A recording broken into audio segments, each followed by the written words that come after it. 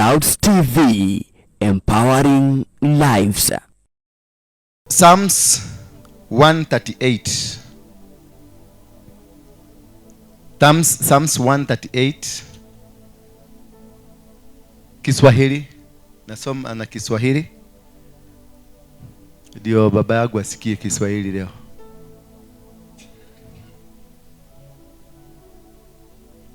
I give you thanks, O Lord, with my whole heart. Before the gods I sing your praise.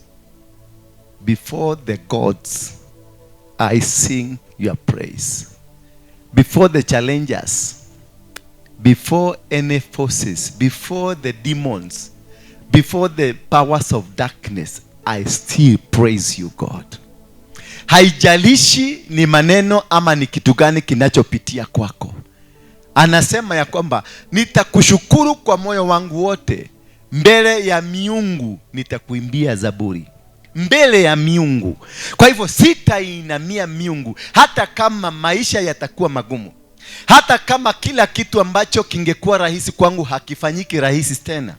Hata kama kila mtu atanitenga, ataniwacha, bado nitakuimbia sifa. Bado nitakuita Mungu. Bado nitakuita hakuna Mungu mwingine.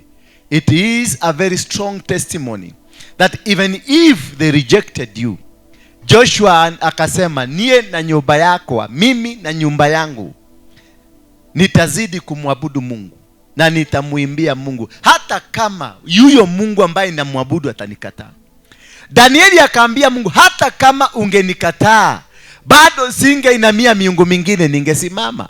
Anasema nitashukuru kwa moyo wangu wote, si kama moyo kafupi, si kama moyo kadogo. My whole heart I will worship you. Kwa moyo wangu wote, mbele ya miungu nitakuimbia. Verse 2. It doesn't matter who are before you. Iwe ni watu wakubwa, watu wadogo, watu wa maana katika maisha, I will still worship you. Nitasujudu nikikabili hekalu lako takatifu. Nitalishukuru jina lako kwa ajili ya fadhili zako na uaminifu wako, kwa maana umeikuza ahadi yako kuliko jina lako lote. Yani Mungu ameikuza ahadi zake kwetu. He has kept the promises. He has kept the faith. He has kept the love. That he will never forsake you nor leave you. Ataendelea kukaa. Nitasujudu. Yani I will bow down. Nitasujudu mbele. Nikilikabili hekalu lako. I will face your holy sanctuary. I will remain in the holy sanctuary. Anasema mwandishi huyu, nitalishukuru jina lako. He is full of praises to this God. He is full of love to this God. That it doesn't matter the kind of situation. It doesn't matter the kind of challenge. It doesn't matter ni kitu ambacho kinakupitia.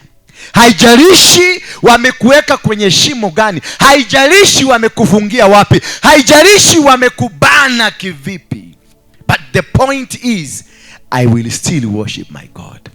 Kuna watu wengine wanaacha kumwabudu Mungu, maana wanauliza kaga yoyo agekoro waliko. Where is this God? Where did he go to? Because challenges they will come. I remember there is a day I prayed, niliombea mtu hapa alikuwa na challenges zake, lakini tulipomuombea tu ndio challenges ziliongezeka. Baka akaniambia kanisa sitarudi tena.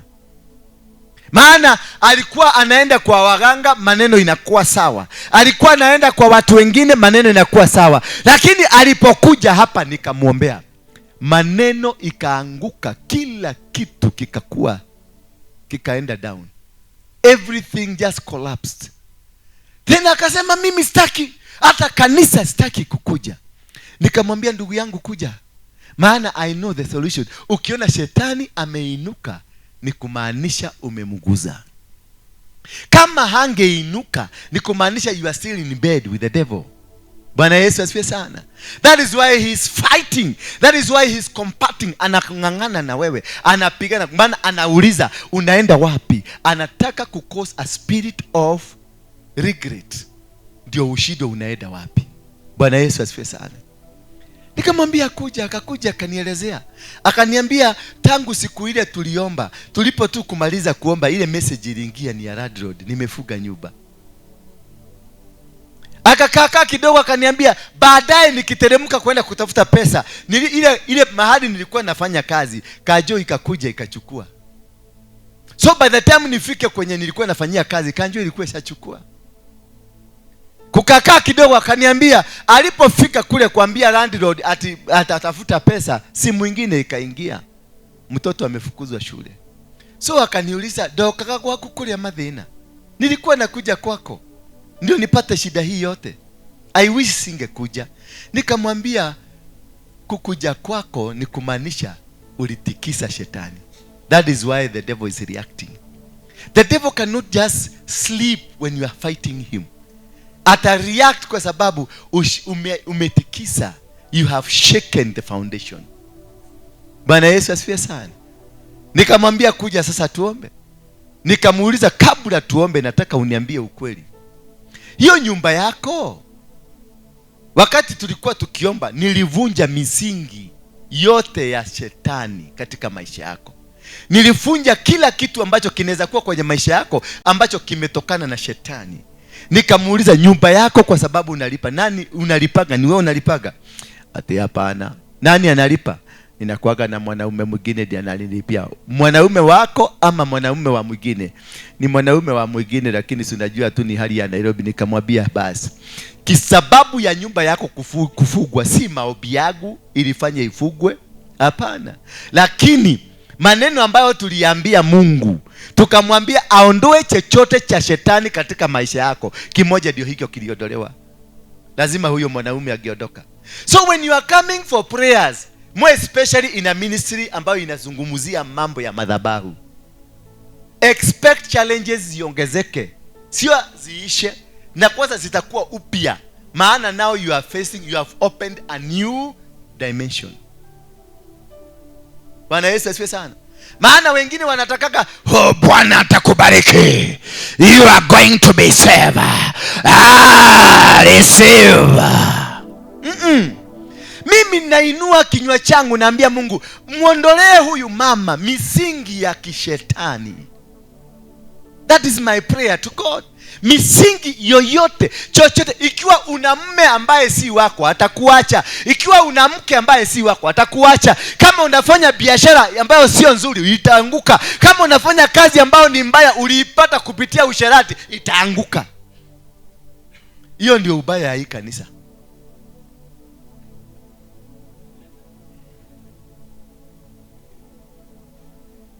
Hiyo tu ndio ubaya ya hii kanisa. Because all that was illegal in you has to go. In the book of Ezekiel 16 nasema, the son of man, julisha Jerusalemu mambo yake yaliyo chukizo. Julisha nini? Julisha Jerusalemu mambo yake yaliyo chukizo. Maodo Mario mare magigi were Jerusalemu. Bwana Yesu asifiwe sana. So what does that mean? Kwa sababu neno la Bwana likanijia tena kusema hivi, mwanadamu ujulishe nini? Kusema ujulishe ni mji, inazungumzia mji. Wale kwa watu wa ngeli ya kwikwi. Bwana Yesu asifiwe sana. Mwanadamu ujulishe Yerusalemu machukizo yake.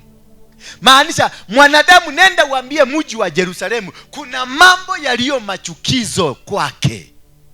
Bwana Yesu asifiwe sana. Useme Bwana Mungu auambia Yerusalemu hivi, asili yako na kuzaliwa kwako kwatoka kwa nchi ya Mkanani. Sio kama unanielewa? Asili ya Yerusalemu na kuzaliwa kwa Yerusalemu limetokana na nani? Na nchi ya Mkanani. Kumaanisha, what is the origination of Jerusalem? Formation of Jerusalem is formed under the name of a Canaanite. A Canaanite, origination of a Canaanite. Who is a Canaanite? Ni mzaliwa wa Canaan. Hello? Canaanite ni mzaliwa wa Canaan. Naye Canaan ni nani? Ni mwana wa Canaan. Ni mwana wa nani? Madam, Canaan ni mwana wao. Yeah? Canaan ni mtoto wa Ham. Ham ndiye aliyeona uchi wa baba yake na akalaaniwa na baba yake. Ham ndiye aliyelaaniwa, lakini watu wote wale ambao walikuwa wameingia ndani ya Sabina walisemekana hawatalaaniwa. Kwa hivyo laana iliruka kutoka kwa baba ikaenda kwa nani? Kwa mtoto. Bwana Yesu asifiwe sana. Laana ya baba yako inaweza kuruka kwako na ichangie katika maanguko yako. Laana na vituko za baba yake gakinyeria waganu wa maithe nginya ruciaro rwa gatano. Nitawafikishia machukizo ya mababa hadi the 5th generation. Kisha Canaan, kwa sababu alikuwa vulnerable, ni kama vile Daudi hakulaaniwa, mtoto wake ndiye alilaaniwa, lakini mateso mambo aliyoyafanya ni nani? Baba ndiye aliyefanya. So Canaan ni mtu ambaye alipata laana ambayo imetokana na baba yake. Kisha from there what happened? Jerusalem.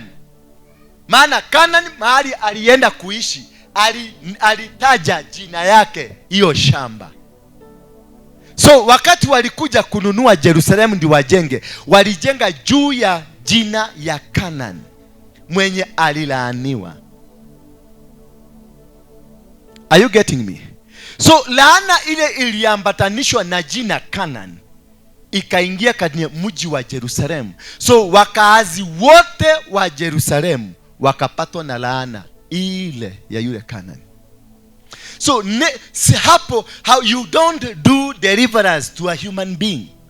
You don't remove the powers of darkness from a human being. You speak to the soil.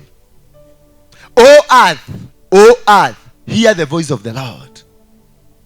Jeremiah 22 verse 29.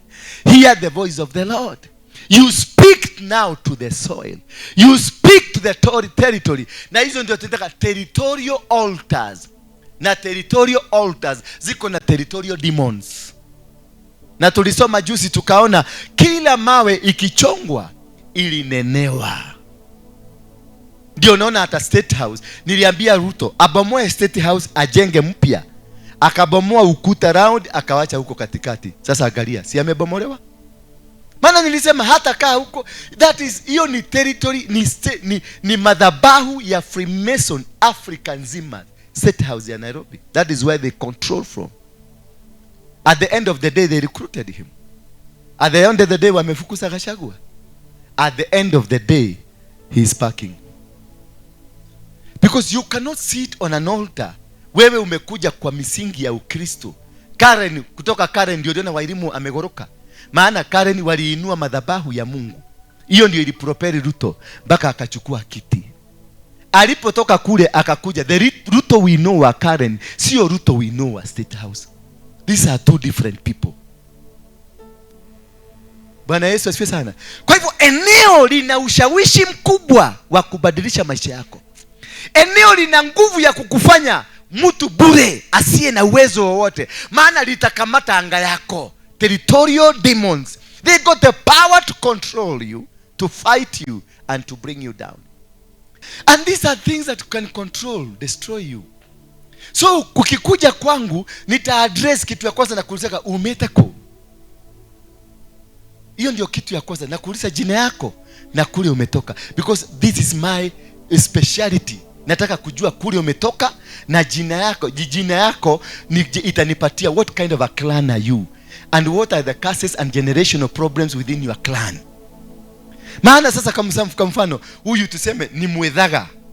Haleluya, twende kwa Wakikuyu. Huyu ni Mwethaga na huyu ni Moboi. Ethaga hawaolewi na Waboi. Sasa huyu akikuja aolewe na huyu, watoto wale watazaa watu wako na autism, wengine ni wete. Na sasa baadaye hawa watakushikwa na stroke ambayo si stroke ya kawaida. Unakuta badala ya kushikwa na stroke ile ya kwenda hivi, anagonyoka mwili, inaenda hivi, inajipinda. Unaona anaendaga ni kama gari imekata centerbolt. Because muhereka yao haikubaliani. I'm trying to just tell you, by understanding what is happening to you, so I will not deal with you. Nikiwa na mapepo mimi nitakwambia kwenda pale chini utibiwe mapepo, ufanye nini? Ukuje. Ndio shughulikiwe na mapepo yako alafu ukuje. Maana kuna wengine wanakujaga kuniambia venye tutafanya, na mimi nataka kumuuliza maswali, anakataa kuniambia anataka venye nitafanya. Namwambiaga sasa, wewe enda kwanza ukuje kesho ama ukuje siku nyingine, maana you don't want to listen to me, because whatever I want to teach you is you've never been taught. Haujafundishwa. Maana watu wengi wako na matatizo. That is why nyinyi mko nomads na migrants. You have moved to one church after another church after another. Sasa mumerudi mumekaa katika inaitangwa prophetic nomads. Maana mnataka kusikia neko kou no igoro. Ni prophet mgani sasa anasema? Huko nyinyi wote mnateremuka huko na mnasema oyo ni orari lioneka ikahida gaka. Lakini you don't understand. You don't need to move from one church to another church. You need to understand the problem that is deviling you. You need to understand why is this thing constant. Ni kwa nini kwenu nyinyi wote all the brothers hawana marriage but all the sisters wako na marriage?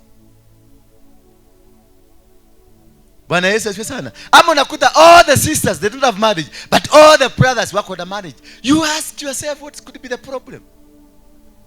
Hiyo ndio inakujulisha kuelewa ni nini kimekukamata. Hiyo ndio inakujulisha kuelewa where you are headed to and where you are not. Ijulishe Yerusalemu mambo yake yaliyo chukizo. Mimi niko hapa kukujulisha mambo yako yaliyo chukizo. You can be in church from January to January but nothing is happening in your life. You can be in church a giver. When you are a good pastor, unahubiri, unafanya vitu zote but nothing is happening to your life. Kuna kitu kimekukamata. So going to church, mapepo yani the altars are not worried by whatever you are doing. They don't even care who you are. They don't care. They don't ati umekuja kanisa sasa umeokoka. Altars don't care. They will still put you to shame. They will still bring you down. Altars are powerful. Altars are strong. Altars are beyond salvation. Altars were there before you were born. They were there before mama yako azaliwe. They were there before your grandfather came. They were there before the great grandfather was there. They have been existing. Altars, they are strong because they are serviced. Altars zinapatiangwa sacrifices. Kuna yule ambaye yes, wewe uliokoka, lakini kuna wale wamebaki wanaendaga kwa waganga. They give an altar the sacrifice. Ndio unakuta kuna mtu hapa kanisani ni mwokofu na ameokoka na ni mzuri sana, lakini bado anakuaga na mambo ya uchawi hapa kanisani. Maombi yake yote ni ya uchawi. Ukiona mtu ako na maombi ya binding, nimefuga, nimeharibu, huyu anakuaga ndani yake ni mchawi.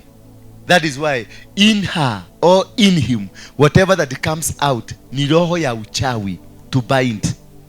Mtu amenunua kaprot, unaanza kusema huyu nasa natuligia na kaprot. Unaona unashikwa na kiwivu mpaka unaenda kukanyaga hiyo prot tu. Ukanyaga tu na maasira tu. Unaikanyaga ati unataka kuibonda boda. Na si kuibonda boda, unataka kuchukua hiyo mchanga. Maana characteristic yako wewe ni mchawi. Whatever roho ile tokanga kwako ni roho ya kiuchawi. Ukiona mtu amenunua kashati unashikwa na kiroho kingine hapo, unakuaga mchawi. Sio lazima tukukute huko kwa shetani ukiroga.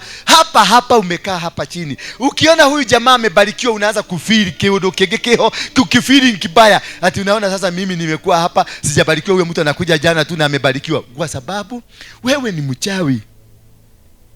The spirit that is coming out of you, and it is not in you, it is the altar around you that forces you to do these things. Bwana Yesu asifiwe sana. Angalia Daudi ametoka kwa Juda. Angalia Jesse ametoka kwa Juda. Angalia hiyo lineage yote ni ya usherati mtupu. It is a fight that you have to fight. To win against altars, it is a fight. They are not easy. Jeremiah Mungu amemwambia hata kabla haujazaliwa, kabla mama yako na baba yako wakuje pamoja nilikujua. Kabla gukaa wakuje na shosho wakuje pamoja nilikujua. Kabla gukaa wakuje. So how old was Jeremiah. How old was he? Very old. The Bible says Jesus was there before the formation. Kabla dunia kuumbika, Jesus was there. Kwa hivyo, how old is Jesus? That is why he's strong, he's older than the earth.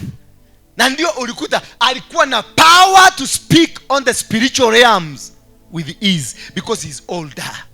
So the demons around you are older than you. Tito hey. Bwana Yesu asifiwe sana.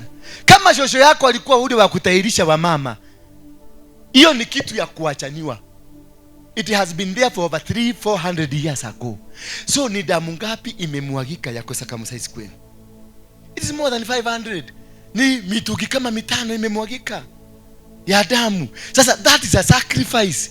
Ilichinjwa buzi, ilitolewa kila kitu matoleo. Kwa hivyo this has been there for 300. Na sasa wewe umeokoka juzi hapa na umeokokea kwa crusade ya elimu na hata haukwenda chini ya mwalimu wa kufundisha. Hapo nakuja nasema I came here, I fired this fire with fire. Reba kakaroba, utakufa, utakauka.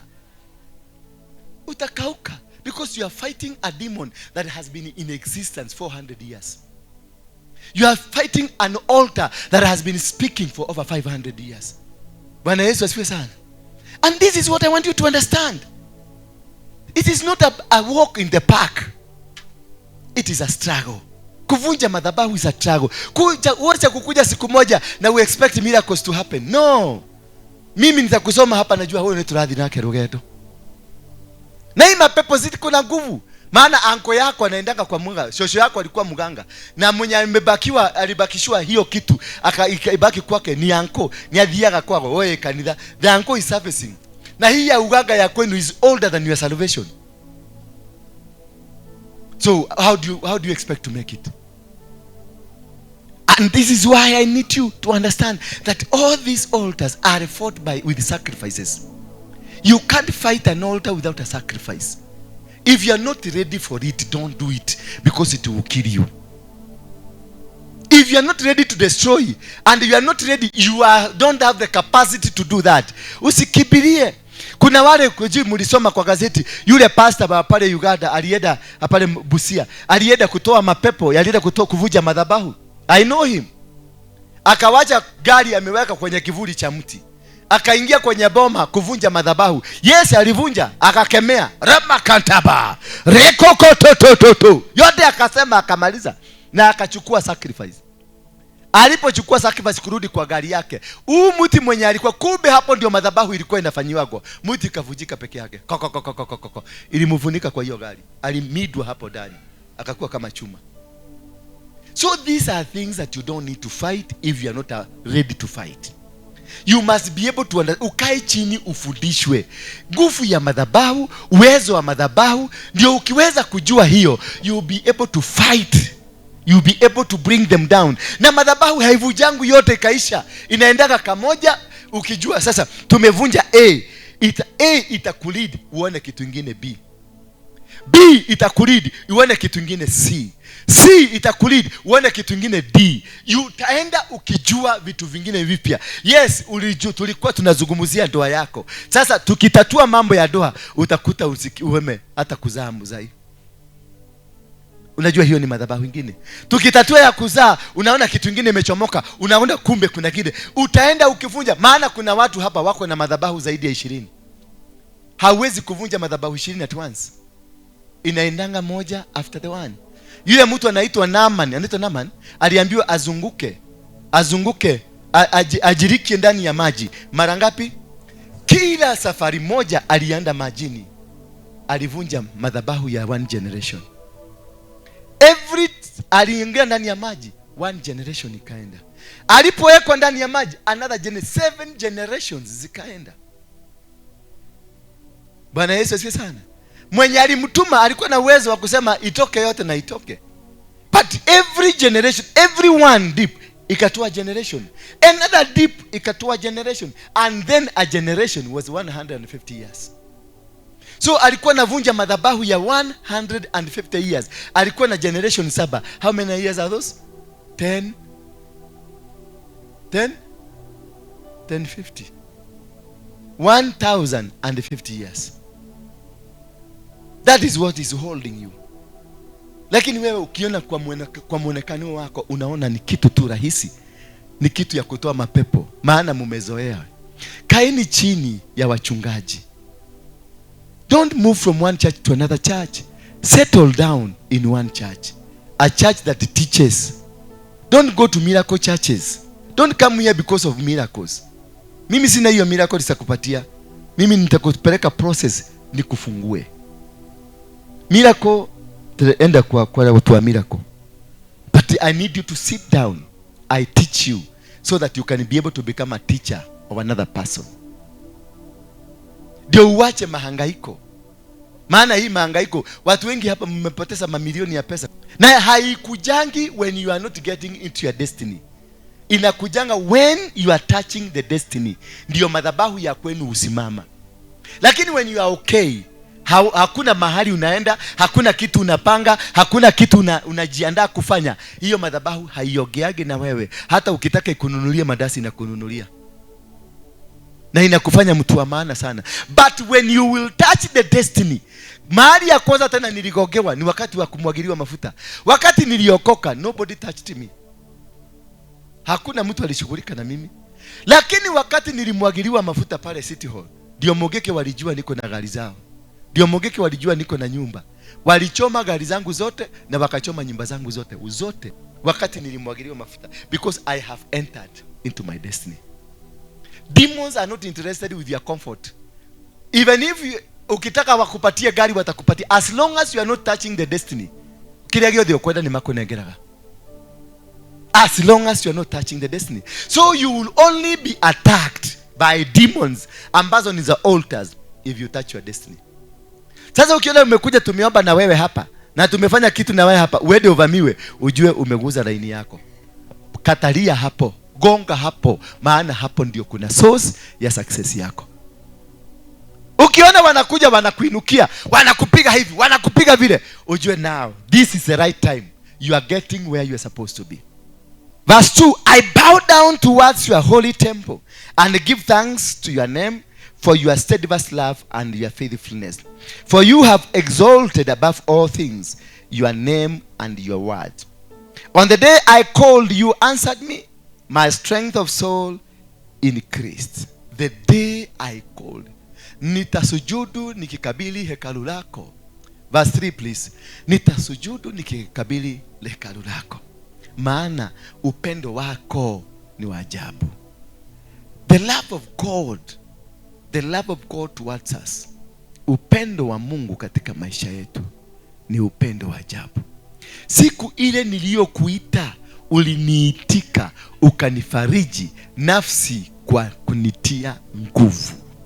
When you give thanks to the Lord, he gives you the strength, anakupa nguvu. Now I want us quickly to look at reasons to be thankful. We are going to look at 5 reasons to be thankful. And why, what are the benefits of being thankful? When you thank God, he brings God, when you become thankful, you give thanksgiving, it brings God to the scene. Unapokurudi kwa Mungu kumpatia shukurani, you invite God, you invite the presence of God. Therefore, when ukibring the presence of God in your life, it means the control. Una manage na unakaa kulingana na mapenzi ya Mungu. Bwamalo give me first Thessalonians 5 verse 16. First Thessalonians 5 verse 16. It brings the joy of God and it brings God to the scene. If you want to attract the presence of God, akuje kwako, akuje kwa familia yako, akuje kwa kazi yako, akuje kwa huduma yako, be a thanksgiver. Be a person that gives thanks. Give thanks always. You are giving thanks, it attracts the presence of God. It brings the power. It brings the authority of God. And when it attracts the presence, when anaitwa nani? Solomon alienda kwa mlima Gibeon, akachinja ng'ombe 1,000 and God appeared to him. When you give thanks, the presence of God comes. God appears to you. And when God appears to you, The presence of God comes with a promise. It doesn't just come that way. The presence of God comes with a promise. God will never come to you and fail to give you a promise. Promises are brought by God because of his presence. When he appeared to Abraham, he gave him a promise. He swore to him, na akamwambia, I swear by my name that from today you shall increase like the sand of the sea or the stars of heaven. And your children, your generation will never be defeated by their enemies. It was a promise. When Isaac gave a sacrifice of thanksgiving, God appeared to him and he told him, go back to the land of Ai, nenda ukalime, because I have a covenant with your father. So always you find that it brings the obedience. Giving thanks inaleta wewe, inafanya wewe unakuwa obedient to God, because you are thanking a God because you love this God. Now the nature, the spirit of obedience inaingia kwako, meaning whatever you will do in respect of God, in respect of the love of God towards your life. So the obedience, unakuta uko na obedience, yani uko na character ya kutii. Bwana Yesu asifiwe sana. Uko na character ya kutii. Reason number 2, tunapata ya number 2 reason, it puts challenges in the perspective. Every challenge ambayo inakuja kwako, because of thanking God and God bringing his presence towards you, every challenge ambayo inakuja kwako, utakuta Mungu anapigana na wao ambao wanapigana na wewe. Mungu anashinda any challenge around your life, because when you thanked him, wakati ulimwambia asante, wakati ulimwambia nimekuja kwako leo maana ya utukufu wako, immediately the presence of God surrounds you. Therefore any challenge that you have in life, it will be sorted out before even you tackle it. You don't need to tackle. You need only to go to God and give thanks. If you give thanks, the presence comes. And when the presence comes, it will deal with any challenge around you. Bwana Yesu asifiwe sana. It's therefore, it means, it brings all challenges into perspective. That one you will find it in the book of Colossians 3 verse 15. It brings closer God to you. Number 3, it brings focus. It makes your mind to be focused. Any thanksgiving, ukirudisha shukrani, you bring the focus, yani focuses your mind on God. You concentrate on God. Thanksgiving focuses your mind on God. Unakuta you are doing it out from your heart because you understand. Wale wanaendanga kusaidia mayatima, wale wanaendanga kusaidia kama sasa wao tunawasaidia hapa, it brings all the focus. We are not doing this kuwafurahisha. We are doing this because we want to thank God. Whatever we do it to thank God. Wherever we go it to thank God, because God has permitted us to wasaidie. Therefore, wakati naona huyu mama namsaidia, sifanyangi hivyo ndio nimfurahishe, namfanya hivyo kwa sababu nataka kumfurahisha Mungu. So every focus of things I'm doing in respect to them, for the respect of God. So every focus I have is a focus of God. So whatever, when you become a thanksgiver or a giver or someone that goes back to God, naambia Mungu, this is what I'm doing, it means you bring the presence of God. Or the focus yako, unakuta the presence of God is imminent in your life. The presence of God is always be there. Unakuta presence ya Mungu inafanya kazi, uwezo wa Mungu unafanya kazi, na chochote ambacho unafanya, it is in the perspective of godliness. Bwana Yesu asifiwe sana. Then number 4, which means when number 3, when the focus your mind on God, it keeps you humbled. Ukitaka kujua mtu ambaye ani thanksgiver, ni watu very humble. Hata hauwezi jua huyo mtu ndio mwenye hiyo Mercedes umepata pale nje.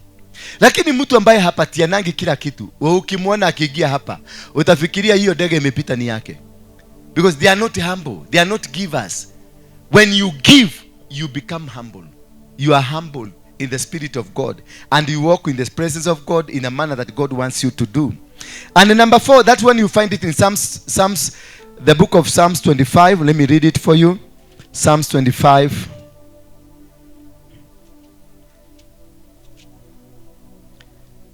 The book of Psalms 25, my brothers and my sisters, I want really to give thanks to God because of you, because you have been so faithful and good to me.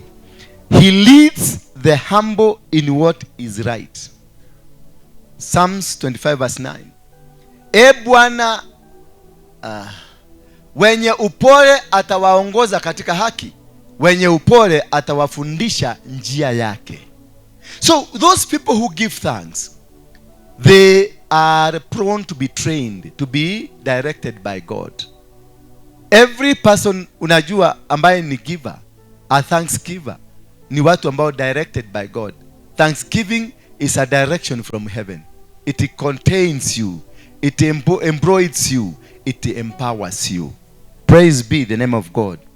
And number 4, thanksgiving will strengthen your faith in God. When you give, you strengthen your faith. You make your faith much stronger because you give thanks out of faith. You give thanks out of just faith. You become just faithful. And therefore, what the ground that you lay down ambayo inakusaidia, it is that the faith in you inakuwa, meaning you give peace to yourself. Your heart becomes peaceful.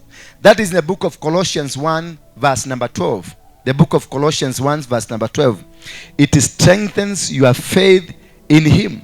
And therefore, when your faith is strengthened, you find peace in whatever you do. You find humbleness. Wakolosai 1:12. Mkimshukuru Baba aliyewastahilisha kupokea sehemu ya urithi wa watakatifu katika nuru. Bwana Yesu asifiwe sana. So you find there is peace in you. You find there is prosperity, there is God. So for those people who are giver, thanksgiver, those people who come back to say thank you, those people who go to God say thank you, they are made whole. They are made complete. There are these 10 lepers. One went back to say thank you, and he was made whole. There is that respect of God that he empowers. He endows you with the powerful respect that will cause you not to be an ordinary person, but a person of eminency, a person that who is in the authority of God. Lastly, but not least, thanksgiving allows you to combat negative spirits. When you become a thanksgiver, you are able to fight negative spirits. Ukitaka kujua watu hawana moshene, mtu yote ukitaka kujua mtu anajua kurudisha thanks, hakuagi na moshene. Lakini ukakuta kama mtu kanakuwa na moshene, nikafererekaga huko na pale. Huyo mtu ni mean, hata kuguni hawezi kuguza mwili wake. Maana hata damu yake hiwezi kutoka. Bwana Yesu asifiwe sana. So in amongst you in your midst, angalia mdomo ya mtu. Venye anahiuria mdomo, divo, person is a very mean kwake na kwa Mungu pia. Hajui kurudisha shukrani. Atarudisha shukrani when wanataka kitu. When anataka Mungu amsaidie. When anataka from Mungu, that's when I come, oh God, I thank you. Oh God, I glorify your name. Thanksgivers are natural. People who give thanks are just natural. They do it naturally. You don't force them. They find themselves saying thank you to God. They find, wanaingia kwa nyumba, anachukua kitu yoyote, anarudi, anakuja kusema asante Mungu. Anaingia kwa nyumba mpaka unakuta amebeba moiko. Mpaka unamuuliza, "Huyo moiko unawati yogi ate he na uokora gonagu." Kwa sababu yani anataka tu kufanya kitu yoyote ambaye anaweza kumwambia Mungu asante Baba. Bwana Yesu asifiwe sana. Asante Baba. Maana that is the nature of a thanksgiver. That's the nature of a person that has a relation. A thanksgiver has got a relationship with God. Ako na mahusiano mazuri na Mungu. Thanksgiver ako na mahusiano mazuri. Anampenda Mungu. Hafanyangi kwa sababu ya muonekano. Anafanya kwa sababu he loves God. Bwana Yesu asifiwe sana. Na ukiona mtu anatoka kanisa hii, anaenda kanisa hii, anatoka kanisa hii, anaenda kanisa hii, they are not givers. They are miracle seekers. Any miracle seeker is mean. Any miracle seeker does not value God. Hampendi Mungu hata kidogo. Maana ni miracle seeker. Bwana Yesu asifiwe sana. So, chunguza watu around you. Chunguza the kind of person you have. Chunguza hata mume wako. Chunguza mke wako, chunguza hawa watu ambao mnatembea, hata wale watu mko nao, hawa tuko na nyinyi hapa. Ndio unaonaga na wabiaga wakati mwingine nakwambia nani atasaidia, because I want to see, nataka kuona nyoyo zenu, nataka kujua kama are we together. Kuna mahali weko ndo turadi na inywe todo wagikoro, you are not a giver, you are not part of this ministry. This ministry is about giving. This ministry is about supporting people. This ministry is supporting the lowest people, wale wako chini kabisa.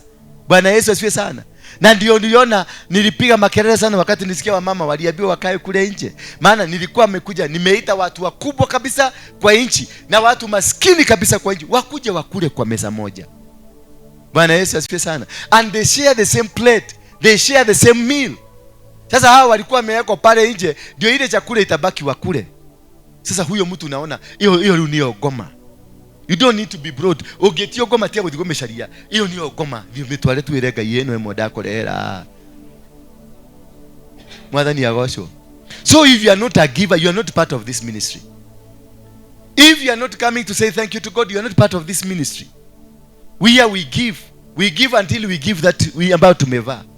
Bwana Yesu asifiwe sana. And that is why we are richer and growing richer every single day, because the presence of God is working with us. The love of God is with us. Anything that we do, Mungu anaweka tu muhuri. Bwana Yesu asifiwe sana. Hallelujah. Therefore, watch out. What kind of a person are you? Watch out to know what kind of a human being are you. Ni watu wangapi umesaidia? Ni shukrani ngapi umerudisha? Wakati wote, do you come to God? Do you have a sacrifice of thanksgiving? Every time you need to carry, beside the offering you give, beside the sacrifices that you give, you carry a sacrifice of thanksgiving. Why? Because uliamuka ukajikuta bado naishi. Unajua ujuagi kule umeenda usiku? Ama kuna mtu anajua kule alienda? Unienda. Hata kuamuka peke yake ni shukrani. Unakuja naambia Mungu asante. Maana ulijiamuka, hukuwa ujui kule walikupeleka, ujui kama walikuwa ulibeba ukapelekwa mahali, lakini uliamuka tu ukajikuta huko kwa hapa. Kwa hiyo kitanda tu ile kitu ulifanya tu ni kungorota, ulingorota. Bwana Yesu asifiwe sana. And that is the nature of, for you to have the presence of God around you, you have to be a thanksgiver. Tusimame kwa miguu yetu.